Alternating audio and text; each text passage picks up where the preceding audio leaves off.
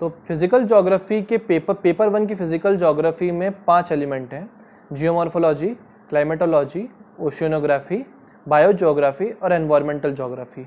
तो इसके लिए मैंने सविंदर सिंह की जो स्टैंडर्ड बुक्स हैं, सेपरेट बुक्स, उनको रेफ़र किया था। जियोमॉर्फोलॉजी, क्लाइमेटोलॉजी और ओशियोनोग्राफी के लिए तो मैंने कंप्लीट बुक्स पढ़ी थी जो एग्जामिनेशन पॉइंट ऑफ व्यू से सिलेबस के थ्रू रेलेवेंट थी। और बायोजियोग्राफी और एनवायरमेंटल ज्योग्राफी के लिए मैंने सिलेक्टिव वैल्यू एडिशन किया था जो टॉपिक्स एक्सप्लिसिटली मेंशन्ड हैं। तो जब आप इन बुक्स के थ्रू पढ़ेंगे तो पहले तो आप सिलेबस कवर करेंगे, उसके बाद आप PYQs जाके देखेंगे, क्योंकि ऑप्शनल के केस में PYQs बहुत ज़्यादा इंपॉर्टेंट हो जाते हैं, क्योंकि there is a very high probability कि PYQs रिपीट होते हैं। इवन अगर मैं इस बार की भी बात करूं तो पेपर 1 और पेपर 2 दोनों में बहुत सारे क्वेश्चन ऐसे थे जो पहले पूछे जा चुके हैं, या तो उनका फॉर्म थोड़ा सा बदल दिया, पर जो बेसिक स्ट्रक्चर रहता है वो मोर और लेस सेम रहता है।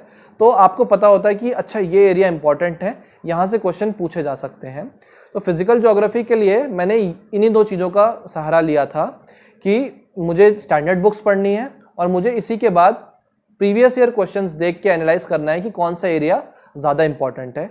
इसके हिसाब से मैं अपने नोट्स तैयार कर सकता हूँ और उनको बाद में रिफाइन कर सकता हूँ।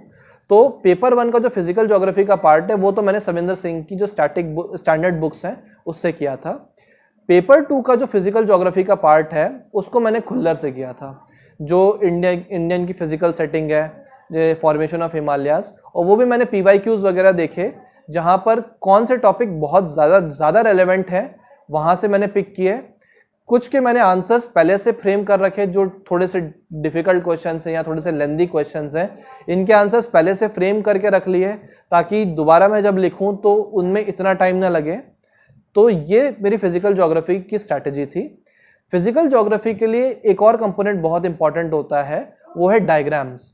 जब भी आप जियोमॉर्फोलॉजी, क्लाइमेटोलॉजी और ओशियोनोग्राफी एक्सप्रेस करते हो तो ज्योग्राफी में जब आप डायग्राम से कॉम्प्लीमेंट करते हो तो आपके जो मार्क्स हैं वो हायर मिलते हैं, क्योंकि जो प्रेजेंटेशन है वो एक बार में एग्जामिनर को कन्वे कर देता है कि आपको टॉपिक आता है कि नहीं आता। तो अगर आप फिजिकल ज्योग्राफी अपना स्ट्रांग रखना चाहते हैं तो आई थिंक आपको स्टैंडर्ड बुक्स पढ़नी चाहिए और उसके साथ साथ जो उसमें डायग्राम्स हैं उसको पर्सनलाइज कर लेना चाहिए। कई बार क्या होता है, जो बुक में डायग्राम होता है उसे हम एज इट इज कॉपी नहीं कर पाते हैं, तो उसको एक सिंप्लीफाई वे में पर्सनलाइज डायग्राम बना सकते हैं कि अगर एग्जाम में इस टॉपिक से रिलेटेड कुछ पूछा जाए तो मैं ये वाला डायग्राम वहां पर बना सकता हूं। तो अगर मैं फिजिकल ज्योग्राफी की स्ट्रैटेजी को सम अप करूं तो मेरे हिसाब से स्टैंडर्ड बुक्स, डायग्राम्स, और अगर हम कंक्लूजन में थोड़ा सा करंट अफेयर्स कॉम्प्लीमेंट कर सकें तो ये इन तीनों के हेल्प से I think we can score very well in physical geography both in paper 1 as well as paper 2। अब आ जाते हैं ह्यूमन ज्योग्राफी पे। ह्यूमन ज्योग्राफी की स्ट्रैटेजी थोड़ी सी डिफरेंट हो जाती है, क्योंकि इसमें जो कंटेम्प्रेरी डायनेमिक्स हैं, जो करंट अफेयर्स हैं और जो डेटा सेट्स हैं ये और इंक्लूड हो जाते हैं, और इसमें जो रिप्रेजेंटेशन का तरीका है वो डायग्राम्स से थोड़ा हटके मैप ओरिएंटेड ज़्यादा हो जाता है। तो यहाँ पर मैप बहुत क्रूशल हो जाते हैं। तो ह्यूमन ज्योग्राफी के लिए सबसे पहले तो आप स्टैंडर्ड बुक से तैयार कर सकते हैं। जैसे टॉपिक हो गए perspective in human geography, population का जो स्टैटिक पार्ट है, सेटलमेंट का जो स्टैटिक पार्ट है, इसके लिए या तो आप बुक्स रिफ़र कर सकते हैं या नोट्स रिफ़र कर सकते हैं। मैंने कुछ स्टैंडर्ड बुक्स रिफ़र करी थी और कुछ कोचिंग के नोट्स, जैसे हिमांशु सर के 500 प्लस के नोट्स थे, सचिन अरोरा सर के नोट्स थे, इनको मैंने रिफ़र किया था और सेल्फ पर्सनलाइज्ड नोट्स तैयार किए थे जो मेरे लिए सूटेबल थे। तो सबसे पहले ह्यूमन ज्योग्राफी के पर्सपेक्टिव वाले पार्ट के लिए मैंने आर डी दीक्षित पढ़ी थी cover to cover, and it is a brilliant book. उस बुक ने मतलब पर्सपेक्टिव में जो काफ़ी सारी प्रॉब्लम्स लोगों को फेस करनी पड़ती है, मेरी काफ़ी प्रॉब्लम्स सॉल्व करी थी। ह्यूमन ज्योग्राफी के लिए आप चाहें तो माजिद हुसैन पढ़ सकते हैं, that is also a good book, मगर उसके लिए भी आपको सिलेक्टिव रहने की ज़्यादा ज़रूरत है। अगर आप सिलेबस वाइज, टॉपिक वाइज जाएँ तो ज़्यादा सूटेबल रहेगा। इसी को आप प्रीवियस ईयर क्वेश्चन से कॉम्प्लीमेंट कर सकते हैं कि कौन से एरिया से टॉपिक ज़्यादा पूछे जा रहे हैं। उसके बाद मैं रेकमेंड करूँगा कि models and theories by Majid Hussain की एक बुक आती है, उसमें जितने भी आपकी मॉडल्स एंड थ्योरीज हैं ये एक जगह कवर्ड है, तो यहाँ से पढ़ना और रिवाइज करना दोनों बहुत आसान हो जाते हैं। जब आप ये चीज़ पेपर 1 के लिए कर लेते हैं तो सेम चीज़ पेपर 2 के लिए करनी होती है इंडियन पर्सपेक्टिव से। इसके लिए भी मैं कहूँगा कि PYQs बहुत इंपॉर्टेंट है।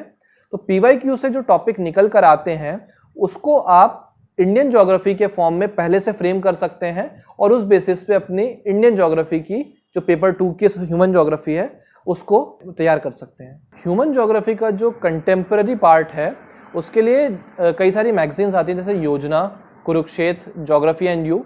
इन मैगजीन्स को की बहुत सिलेक्टिव स्टडी करके हम यहाँ से examples, case studies, data set निकाल सकते हैं और अपने पर्सनलाइज्ड मैप के फॉर्म में अपना वैल्यू एडिशन मटेरियल रख सकते हैं।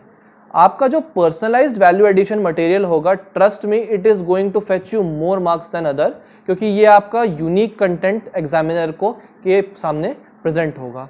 तो ये तो बेसिकली थी ह्यूमन ज्योग्राफी की स्ट्रैटेजी। जब भी आप इधर फिजिकल ज्योग्राफी या ह्यूमन ज्योग्राफी का कोई भी टॉपिक करें तो PYQs देख के उसके साथ आंसर राइटिंग प्रैक्टिस आपको शुरू कर देनी है, क्योंकि ऐसा करने पर उस टॉपिक की ग्रिप आपकी अच्छी हो जाएगी और आपको पता होगा कि आंसर्स को किस तरीके से फ्रेम करना है।